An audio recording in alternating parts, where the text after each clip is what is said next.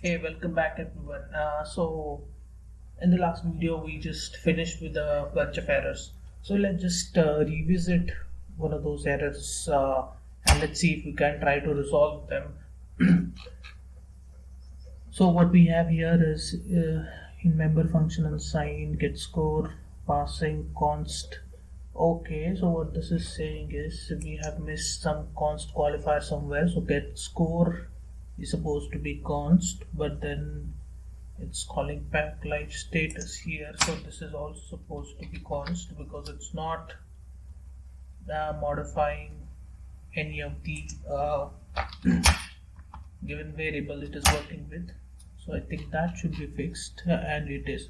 So the rest of the errors are concerning with the definition of the classes, which we haven't defined them yet, and we'll be defining all those classes and hopefully hopefully get our board up and running in this video.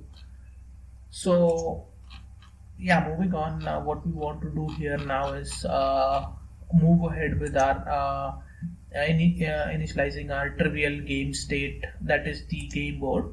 And if you look at it, so far we've just placed all the walls on the sides of our board, and so next what we want to do is place all these walls in between. So those walls lie on the coordinates 2 2 2 3 3 2 and 3 3. So that will just be a simple nested for loop that goes from 2 to 3, and this one goes from 2 to 3 again. And what we do is simply update our cells ij, and that will be with the cell type of wall. So we placed our walls in between. Okay, so that's done. Now what we want to do is place our Pac-man, and we also want to place our ghost. So let's first place all of these ghosts. So a ghost is supposed to be placed, let's say board dot update cell. So ghosts will be placed at 2 1 and 3 4. So 2 1, and the cell type would be ghost, right? And we also want to place another. Okay, actually there would be, so there are some, the state will have game state will have vector of ghosts, so we want to place it according to the vector of ghosts. We'll just extract the vector ghosts equals to state ghosts, and let's just iterate over all the ghosts. Hopefully we can extract it as a reference. Let's see if this gives us any build errors. Okay, complete type. Okay, it doesn't. So we can extract it by using the reference. So we have our vector of ghosts. So what we can do is iterate over a ghost g in ghosts, and let's just place them. So a ghost, what we want to do here is, okay, so we'll get the ghost positions and update the ghost positions that have been set in the initial state, that have been initialized at the very beginning. So let's get the position of the ghost. That would be g dot should be get position. I think what is the okay, so we haven't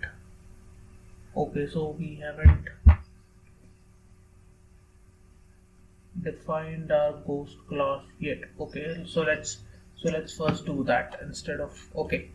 Well, that's fine, I guess. So we'll just define it later on. So what we'll do is write a method in the ghost class that returns as a position of the ghost. Once we have that position, so this is supposed to be a pair. So this is going to be like a pair of unsigned.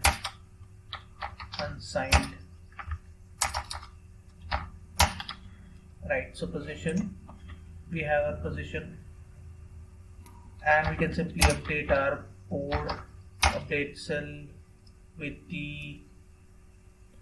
So what is the position dot first?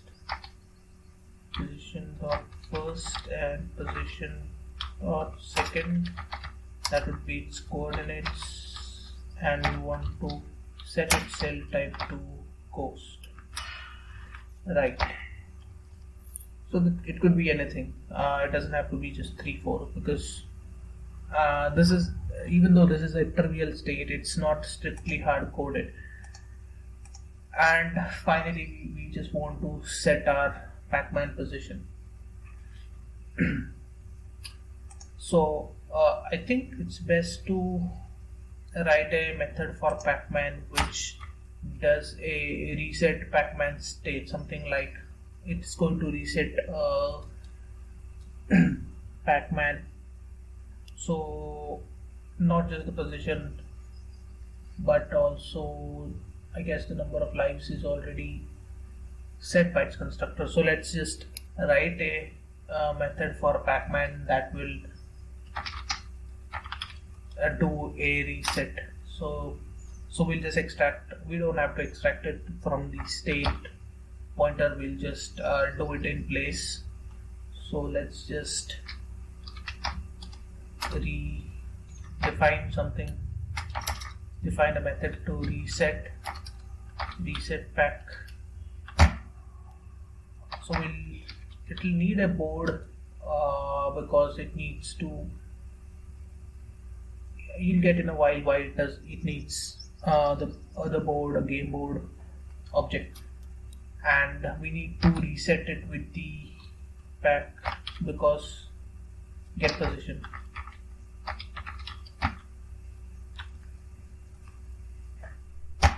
So that's where it will be. So let's just go ahead and implement this reset Pac function in our Pac-man class, right? So it returns nothing, and what it takes is a game board object,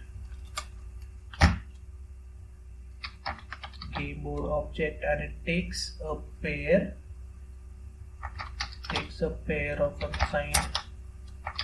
unsigned, which it needs to reset it with position with. So let's just say that as position.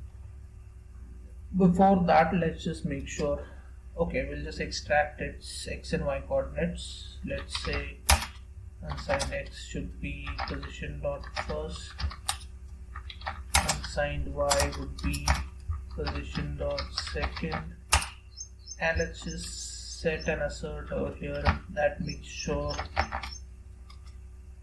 it's a valid coordinates. It has valid coordinates, so x should be less than board dot get rows, and y should be greater than equals to 0, and y should be less than board dot get calls, right? And let's give us a prompt if this assert fails, saying that invalid position, invalid Pac-man position, right? So once that is done, because we'll have to be placing Pac-Man on the board, which is why we need our game board that we are going to be setting from multiple places, mostly game state and or the game driver class. So what we'll just do is, this is just board dot update cell, whatever is the new position, and cell type should be Pac-Man. Before that, I reckon, okay, are we missing anything else here? Let's just think for a while. Are we missing anything yet? No, this should be it. So okay, before that, okay, so this is what is missing. The Pac-Man object already has its own location, that is row, that should be set to X, and call, which should be set to Y, and this is what we are supposed to update, not X and Y itself, the row and column. Great. Or X and Y should also be fine, but it's better to stick with the convention and use the variables, the object variables itself, and not what we have passed through our function call type.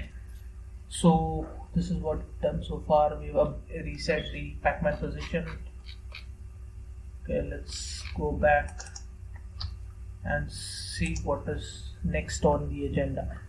So we have reset our pack and we have placed all our ghosts in their rightful place. So once we'll take a look at where everything should be. So we have placed walls all around the board and in between, and we would have placed the ghosts where they are, and the Pac-Man is also being placed. So I think that should be it so far. We should still see these build errors because we haven't defined our ghost class yet. Are there any more errors? Okay, so in invalid use of incomplete type. Okay, so I guess reset pack. So this Pac-Man is supposed to go above the ghost class. So let's place it above because it does not know that it's defined yet. It says incomplete type because it's just been declared and it's not been defined. So this should fix that error. So we have the definition. Okay, what else is that? Pack was not declared in this scope. It says that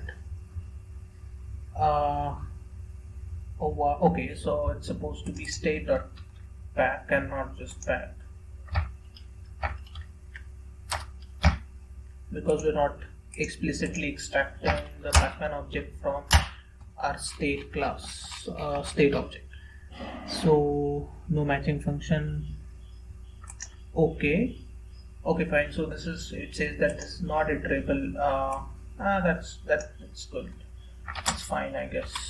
What we can do instead is simply iterate over our ghosts.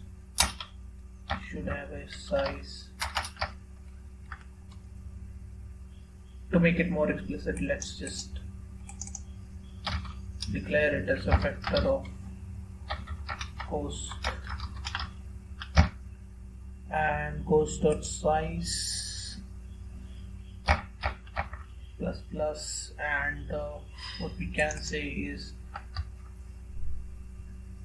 ghosts of I dot get position will give you the ghost position, and although we haven't defined this get position for ghost, that the entire ghost class is not defined. That's what we'll do up next. So I guess this should be fine. No matching function. So at least this error should be gone. No matching function. It should simply say something like I don't know, this class has not been defined yet, so this method is also not defined. Yeah, invalid initialization of reference type. That's exactly what we were expecting. Incomplete type, invalid initialization of reference type. Okay, so yeah, what is this supposed to return? State.ghost is going to return a pointer, I guess, and this will dereference it to an object. Complete type, right? So finally we are back to where we started, which is it expects us to now implement the ghost class. So at least let's go ahead and start implementing a bare bones ghost class. So what we want to do here is define its private variables first. Let's say unsigned row and unsigned column. Right, so that is its position. So let's also do a ghost reset ghost. Let's take our game board, because we are working on top of the game board object, and the position, that will be an unsigned pair. Let's just say position. So let's just extract both of the position dot first and unsigned y, position dot second, position dot second, position dot second, and let's throw an assert if this is not a valid update. So x should be greater than 0, should be less than port dot get rows, and y should be greater than or equals to 0, and y should be less than equals to, no, it shouldn't be less, equals to, because it should be less than, not equals to, because of things address is starting from 0 and not 1. And we'll just give a prompt saying that this is an invalid ghost initialization, right? And let's just update its row with x and call with y, and let's simply say board dot update cell with row and call, and cell type as ghost, right? So after this is done, let's go and write its public methods. Let's first define its constructor. Let's take a initial position for the ghost. Let's just say R and sign C. The row should be R, column should be C. This is great. So let's write one of the important methods in ghost class is get position, and this should be working with const qualifier and will return a pair. It will simply return its current row and column. That's it. So our get position is defined. I think we shouldn't be able to see those errors now. Let's just see if there are any build errors. Okay, there is just a warning. So I think by now we should be able to see our trivial game state that we were building here. So let's just try to run around. Okay, so there it is. So we have our board, but what we see missing is the palettes. So let's just go ahead and place the palettes on our board. So let's visit our, okay, so let's try to place palettes everywhere else except for a power palette. So we'll place our power palette. Okay, so let me just hook my digital pad. Okay, that's right. So we can place a power palette somewhere around here and everywhere else the normal palettes, right? So since we are sort of trying to hard code our trivial state, so let's just place our power palette at 4 2. Let's say that board dot update cell at 4 2. Let's place a power palette. Okay, cell type power palette, and everywhere else where it is empty we'll simply place the regular palettes. So we'll just iterate over the entire board again. That is, let's see what is b size. B size I++.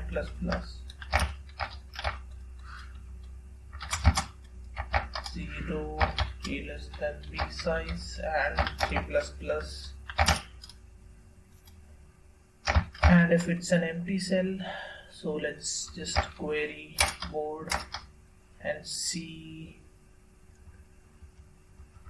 get entity at, let's say, x and y. So what that is going to return is a cell type. If that cell type is an empty cell, that cell type is an empty type, then simply go ahead and reset it to the board.update cell at ij to what is the cell type, should be a regular palette. So that should be just the palette. Now we should be able to see our power palette and our regular palettes posted. Okay, so not yet, we need to build our program fully. Okay, we have some errors here. So what is this? X was not declared. Y is X not? Okay, so this is not X and Y, these are I and J. So we'll build them and we should be able to see our palettes being placed correctly. So right, so everything's being placed properly. We are able to see our trivial board. Now let's go ahead and try to implement, well, let me just check.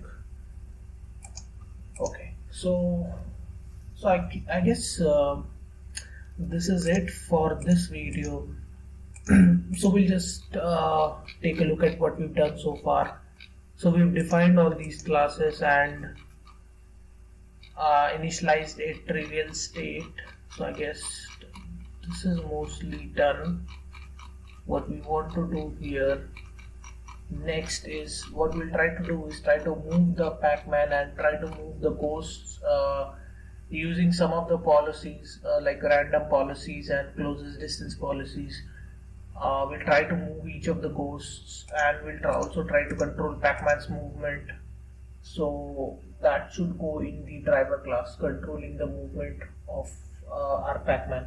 So let's first try to get our Pac-man moving, and at the very end we'll try to make ghosts move according to some policy. So let's see if we can get that done in this video. Of course we won't be able to get all of it done in this video. We'll need few more of those, but let's say we'll try to move Pac-man now. We'll try to implement some of the Pac-man functions now that we've done at least the bare minimum. Let's try to make it a little bit sophisticated now. This isn't very interesting. So let's first try to implement a function called move. Let's implement a function move, and we want to move it according to a given signal, so according to a given direction. So let's first get the game state, and let's define an enum. Let's define an enum called direction. Enum class direction. Right. So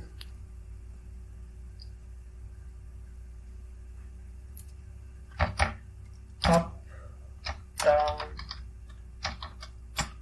left and right. So those are the 4 directions Pac-Man is going to be moving in.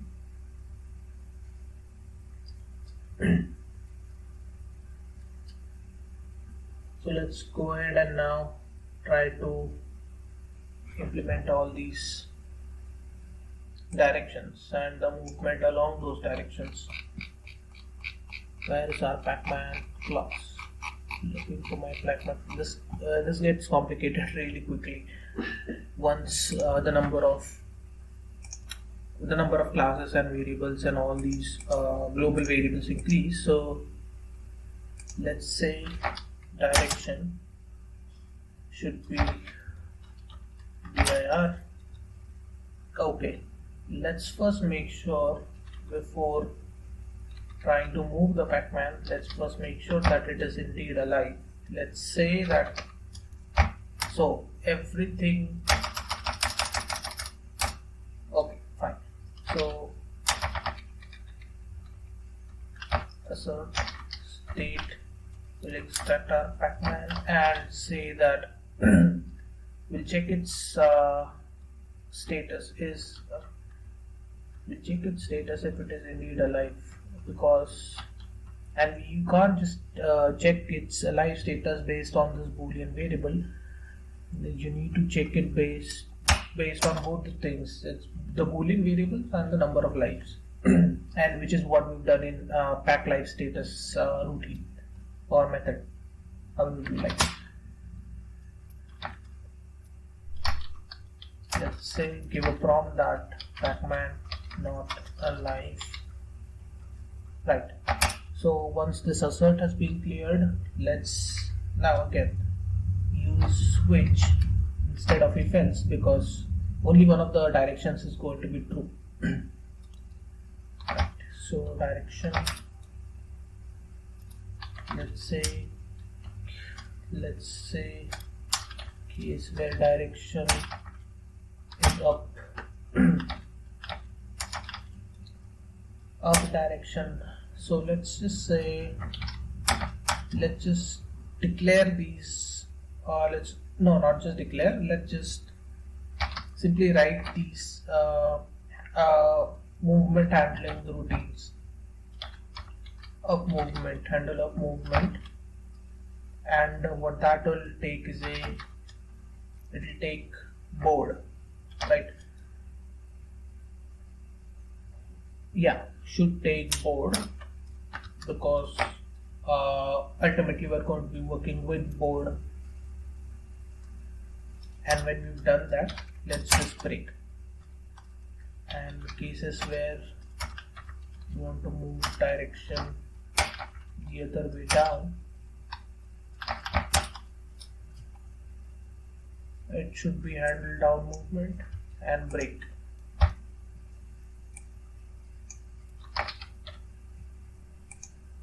And let's